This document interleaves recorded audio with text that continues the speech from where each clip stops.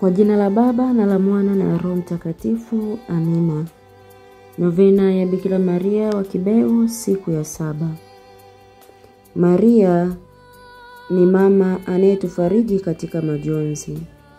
Tumuombe Mungu atujalie neema ya kuwa na moyo wa kuwafariji wengine. Kitabu cha Nabii Isaya sura 66 aya 13. Kama vile mama anavyomfariji mwanae, ndivyo nitakavyowafariji ninyi. Hakuna faraja inayofanana na ile ya mama, na hakuna mama anayetufariji kwa kina kama mama Maria, mama wa huzuni, mama wa matumaini. Katika matokeo ya Kibeho, mama anajitambulisha kama mama wa neno, anayekuja kuwafariji waliopoteza tumaini. Faraja ya Maria si maneno ya haraka au ya juujuu. Ni faraja inayogusa undani wa moyo, pale penye maumivu ambayo wengine hawawezi kuona. Maria anatuangalia kwa macho ya huruma, si hukumu. Maria hutufariji kwa utulivu unaotufanya tuamini tena. Maria anatufariji ili tuwe faraja kwa wengine. Faraja anayoitoa mama si ya kutuacha pale pale. Ni faraja inayotuponya na kututuma. Hutuponya ili na sisi tukaponye wengine.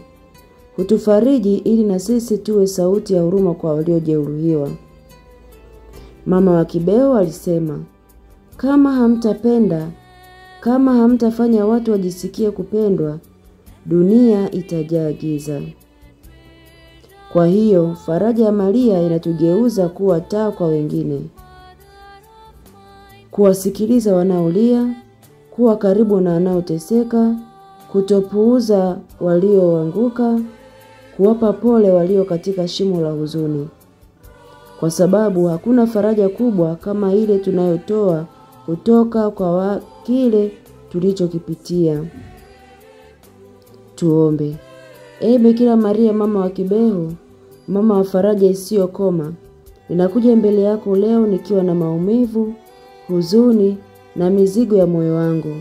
Nifute machozi kwa upole wako wa kimama, kama ulivyowafariji waliokwenda kwako siku zile za Kibeho.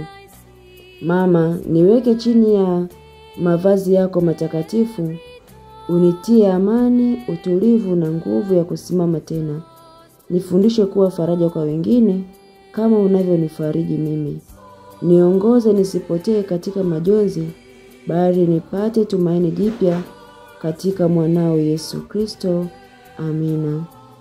Atukuzwe Baba na Mwana na Roho Mtakatifu, kama mwanzo na sasa na siku zote na milele.